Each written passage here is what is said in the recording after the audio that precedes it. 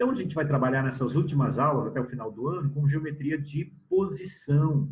Trabalhar com retas, planos, pontos no espaço, né? Tudo bem? Primeiro, os entes primitivos. Entende-se por ente primitivo tudo que não pode ser definido, não tem definição. Tá? Então, primeiro, ente primitivo não tem definição. Você entende o que é, mas não tem como definir. Não tem definição. É um pouquinho mais abstrato, tá? Nesse começo aqui, não vai ter cálculo, né? Tudo bem? Na geometria, usamos aí 3 conceitos primitivos: o ponto, a reta e o plano.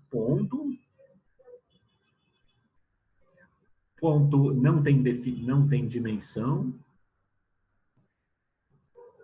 Quer dizer, você não ia conseguir enxergá-lo, mas o que ele quer dizer é assim, não dá para você, quando você pega um ponto, não dá para medir a área, nem comprimento, né? Tudo bem? A gente, em geral, representa por ponto A, B, C, por letras maiúsculas, tá? 2, a reta. Reta a gente representa por letra minúscula, tem uma dimensão, quer dizer, se eu pegar um pedaço da reta, um segmento de reta, o máximo que eu consigo medir é comprimento, não tem área, né? Então tem uma dimensão.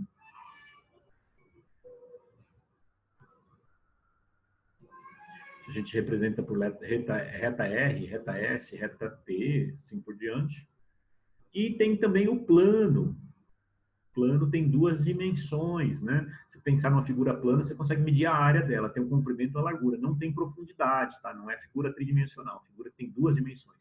Então tem 2 dimensões que a gente, em geral, representa por letras gregas: alfa, beta, teta, gama, assim por diante, tá? Tudo bem? Que a gente costuma fazer esse paralelogramo aqui.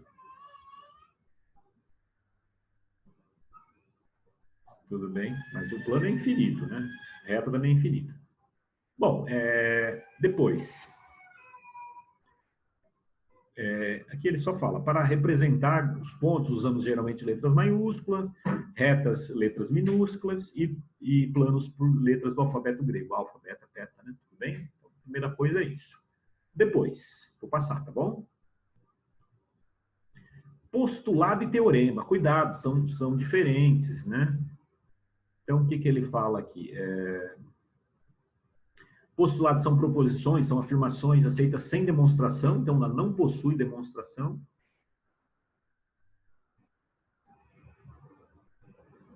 Tá? Apresentamos a seguir os principais postulados, daqui a pouco eu vou falar dos principais postulados na aula, né? É importante saber que os teoremas são proposições que podem ser demonstradas, os postulados não, então cuidado. Postulados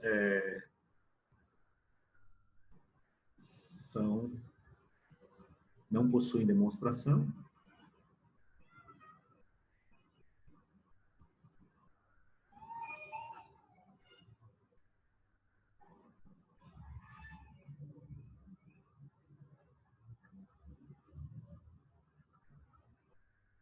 Tá? Já teoremas, quando eu falo em teorema de Pitágoras, de Tales, da bissetriz interna, a gente consegue provar aquilo que a gente está afirmando. Possuem demonstração. Então, toda vez que falar em teorema, possuem demonstração.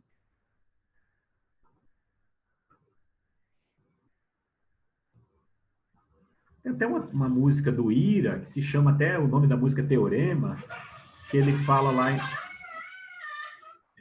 em algum momento que parece teorema sem ter demonstração, né, lá na letra da música, né? O nome da música é Teorema, até que é bacaninha, para quem curte um rock, né? Rock nacional. Então, cuidado, postulado é diferente de teorema, né? É diferente de teorema. Tudo bem? Ele vai questionar isso em alguns exercícios, tá? Então, postulados são afirmações que não possuem demonstração, são óbvias, né? Você entende que é verdade sem ter que provar, né? Nem tem como provar. Por exemplo, quantos pontos tem na reta? Tem infinitos pontos na reta, né? Tem outros infinitos fora dela. A gente entende que tem infinitos, mas não tem como. Como é que eu vou provar? Quando tem 1 bilhão, tem mais que 1 bilhão. Quando tem 1 trilhão, tem mais que 1 trilhão. Tá? Então, você entende que é verdade sem ter como demonstrar. Já teorema, quando a gente fala em teorema de Pitágoras, a gente consegue provar lá o teorema de Pitágoras, que a hipotenusa ao quadrado é a soma dos quadrados catetos, demonstrei para vocês lá usando semelhança de triângulos, né? Tudo bem? Então, postulado esse teorema são afirmações, mas que diferem, né? Pois um possui demonstração, o outro não. Beleza? Vamos ver os principais postulados já na aula, nos exercícios, tá? Então, vou passar aqui. Então, esse começo é meio, né, sem contas, um pouco mais abstrato, né? Então, aqui no exercício 1, cite os postulados de existência. Então, são 3 aqui. Então, na reta, vou escrever mesmo, tá? Ou fora dela, existem, daí o nome postulado de existência, né? Existem infinitos pontos.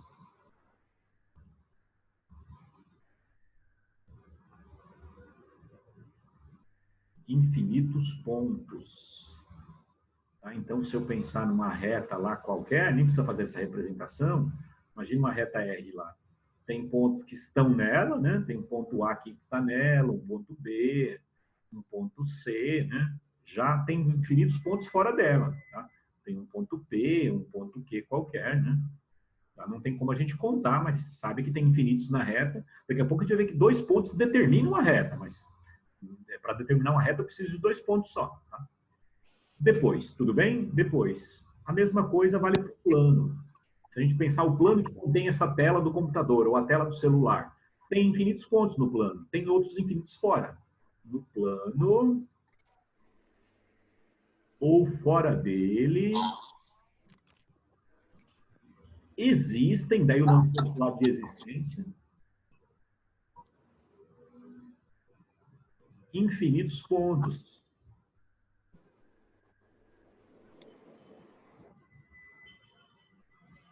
Infinitos pontos. Tá? A gente faz aí no plano um paralelogramo, mas não é só o paralelogramo, né? Ele segue, ele contém esse paralelogramo e segue, né? Tudo bem? Então, se a gente pensar nesse plano alfa aqui, tem infinitos pontos nele, tem outros infinitos fora dele, né? Tudo bem? E por último, lembra que o pessoal comenta que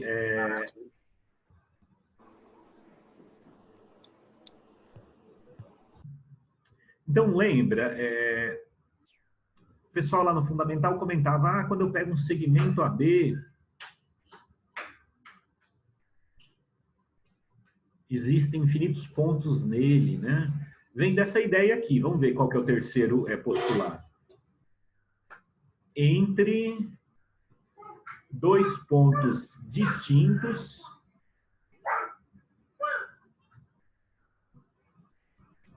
sempre existe, daí o postulado de existência, né? Oi, amor. Princesinha. Bom, sempre existe um terceiro ponto entre eles.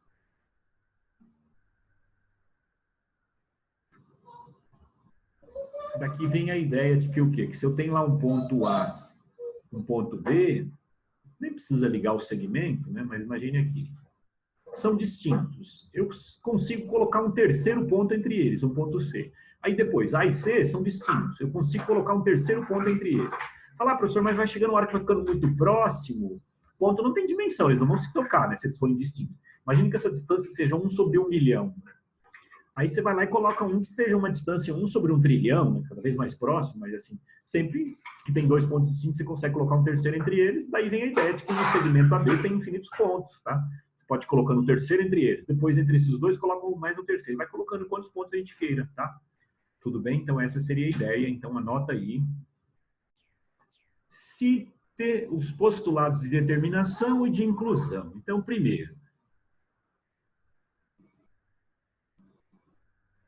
postulados de determinação.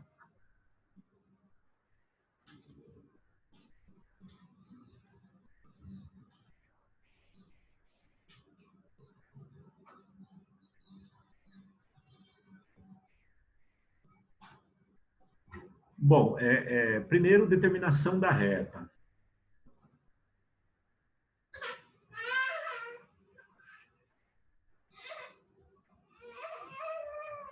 Determinação da reta, para determinar uma reta, basta que eu tenha 2 pontos. Se eu souber 2 pontos de uma reta, eu sei onde ela passa, né? Quer dizer, 2 pontos distintos, 2 pontos tem que ser distintos, né?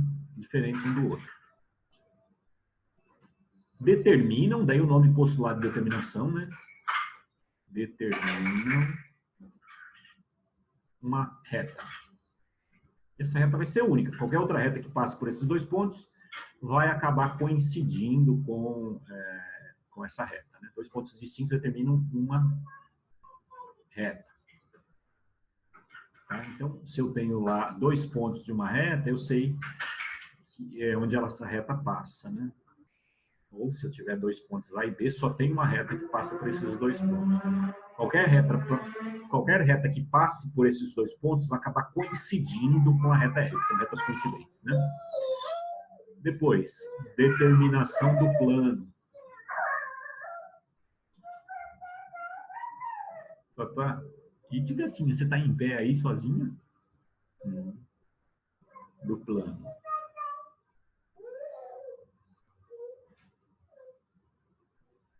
Dá uma olhadinha aqui na câmera.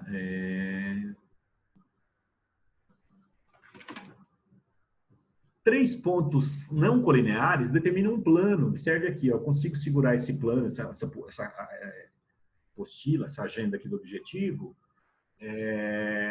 Basta 3 pontos, né? Por isso que o fotógrafo usa o tripé, né? Tudo bem? Então, mas por que as cadeiras em geral não têm 3 pés? É que 3 pés, se você virar um pouquinho, você acaba tombando ela, fica mais fácil de cair. 4 pés, tem um probleminha mesa de 4 pés, porque se os 4 pontos não forem coplanares, os 4 pés, ela pode balançar, né? Você faz ela encostar, ou de repente o piso não está bem colocado, mas se eu tiver 4 pontos assim, porque eu faço esse dedo aqui encostar, aí balança, né? Daqui a pouco ele vai perguntar por que mesa de 3 pés não balança e de 4 pés pode balançar.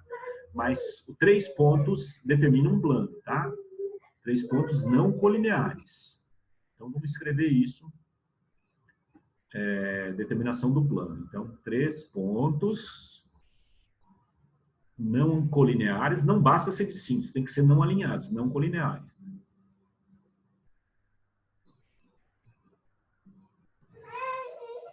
Determinam um plano.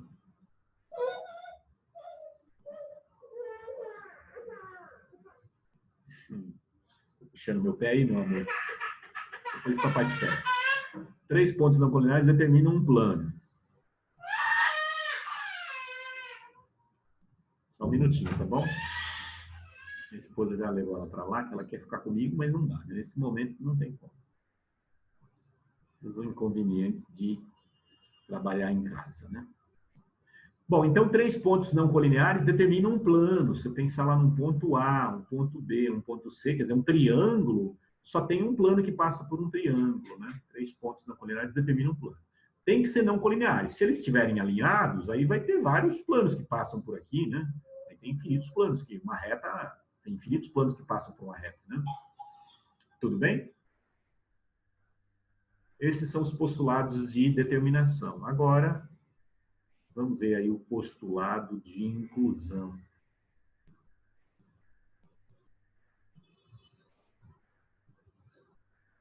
Postulado de inclusão. A gente vai ver depois posição relativa entre reta e plano. Imagine aqui uma caneta aqui. Não é bem uma reta, né? Está mais para cilindro, né?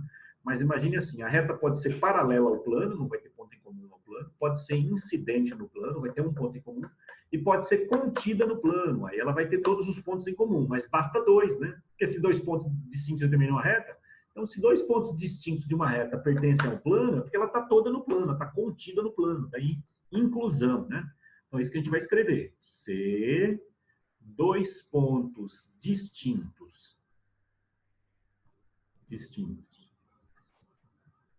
de uma reta,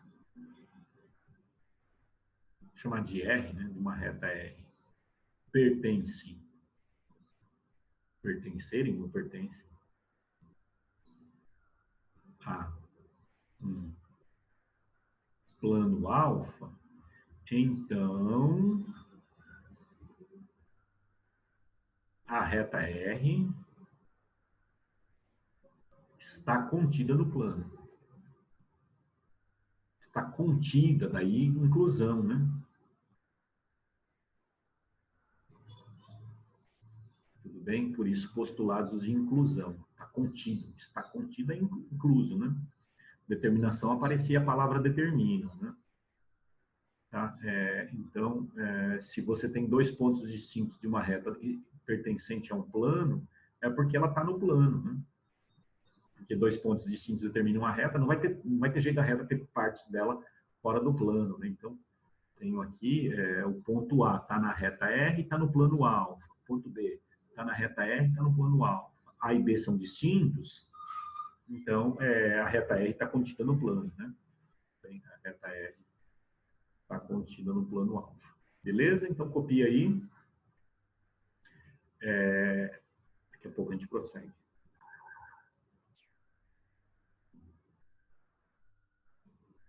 Exercício 3. Analise se as frases são verdadeiras ou falsas e justifique a resposta dada. Se for verdadeiro, beleza, né? Se for falso, aí você vai ter que justificar, né? Na A, todas as afirmações podem ser demonstradas? Falso, pois os postulados são afirmações que não possuem demonstração ou que não podem ser demonstradas, que não têm demonstração, né? Não podem, tanto faz.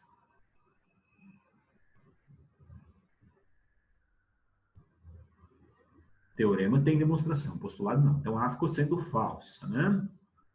A B, plano por definição é um conjunto de pontos coplanares. Ponto não tem definição, né? Plano também não e reta também não, é ente primitivo, né? Então, falso, pois plano é o ente primitivo, não tem definição. Pois plano sendo ente primitivo,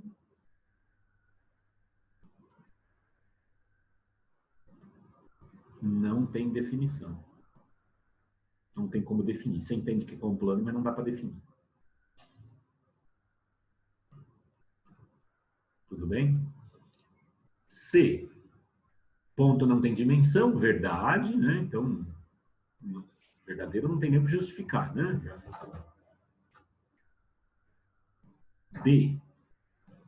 Reta sendo ente primitivo não tem definição, verdade também, né? Os entes primitivos seriam o ponto, a reta e o plano.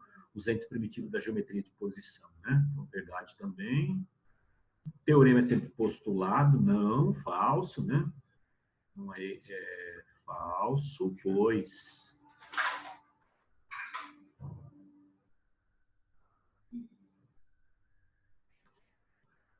teorema tem demonstração ou possui demonstração. Demonstração.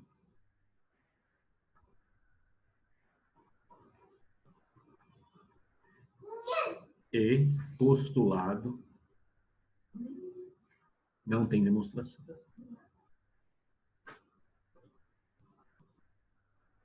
Então, cuidado, postulado é sempre diferente de teorema. Até falei da música lá do Ira, né? O nome é teorema, né? Se tivesse um tempinho, a gente ia aqui no YouTube e eu ouvir essa música. Ele fala lá, parece teorema sem ter demonstração. Me parece que até o Ira cantava, mas eu não tenho certeza. Parece que foi até o Renato Russo que escreveu essa letra, né? Daí ia ficar misturando com matemática, é alguém um pouco mais inteligente, né? Não só por matemática, por ficar falando de teorema, de postulado, né? Tudo bem? Então, falso aqui, né? E a F, para se obter um plano, basta obter 3 dos seus pontos não colineares? Verdade, né? 3 pontos não colineares determinam um plano, verdadeiro, né? Nem precisa justificar, né? Verdade, né? 3 pontos não colineares determinam um plano, né? Não precisaria, né? Se é verdadeiro, nem precisaria justificar.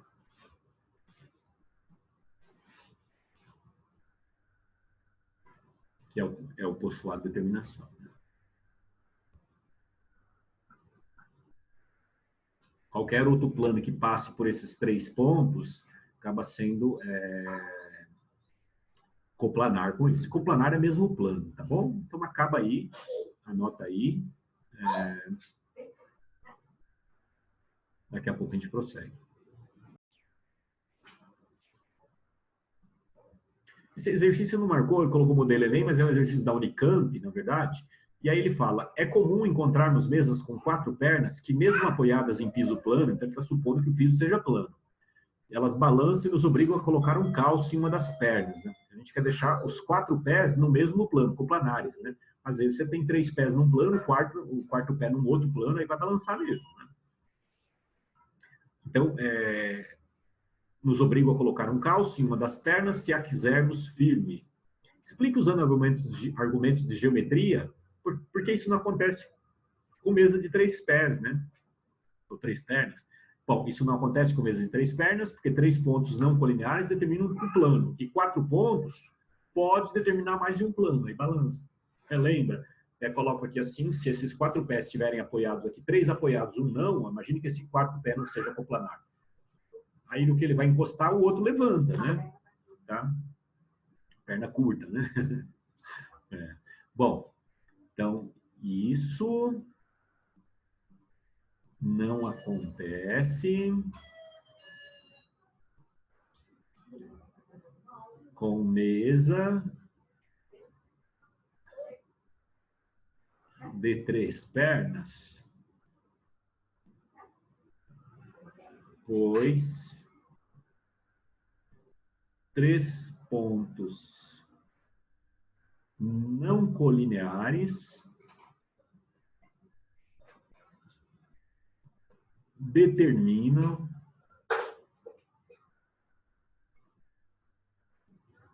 um único plano. Vírgula. Já mesas com 4 pernas podem determinar, só um minutinho, tá? Mais de um plano se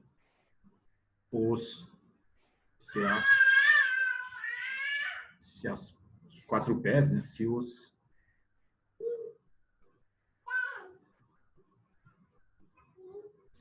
4 pés não forem coplanares. Coplanar é mesmo plano, tá? Coplanares. Então é isso. Deixa eu ver aí se isso não acontece com mesas de 3 pernas, pois 3 pontos não colineares determinam um único plano, né? Já mesas com 4 pernas podem determinar mais de um plano se os 4 pés não forem coplanares. Deve ter alguma vírgula em algum lugar aí, mas não é comigo, tá? Pro, mesa de 3 pernas é mais caro ou é besteira? Não, pode ser, Letícia. O problema de mesa de 3 pernas, a princípio de 4 pernas, teria uma perna a mais, a princípio seria até mais caro, é claro. Você tem que fazer um reforço maior para a mesa de 3 pernas. O problema de 3 pernas é mais fácil de você tombar, né? Se você inclinou um pouquinho, é mais fácil você cair. A de 4 pernas, ou se pegasse 5 pernas, 6 pernas, seria muito mais difícil de virar, né? De tombar. A questão é essa, né? Quer dizer, 3 pernas determina só um plano, tripé, né? Então o fotógrafo tem que usar o tripé, porque senão pode ficar balançando e aí na hora que vai tirar foto é ruim, né? Bem que essas câmeras hoje em dia fazem até essas correções, né? Que eu digo aquela GoPro, né? Que eu fui viajar com a minha esposa para o Chile. Deixa eu fechar, acabar com esse áudio aqui que já